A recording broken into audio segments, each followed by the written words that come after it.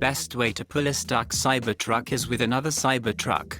A Cybertruck effortlessly tows another one out of deep mud using a strap, underscoring its 11,000-pound towing capacity in challenging terrain. This scene is from the Cyber Odyssey USA's Gamblers Trail 2025 off-road event, held in Southern California. The truck was stuck in deep mud with no way out.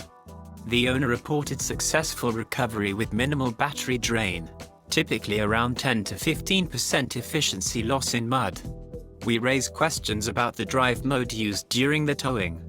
Specifically, we wonder why the extract mode wasn't utilized, which is typically designed for extreme off-road conditions. This suggests a potential area for improvement or clarification in the vehicle's software or user manual.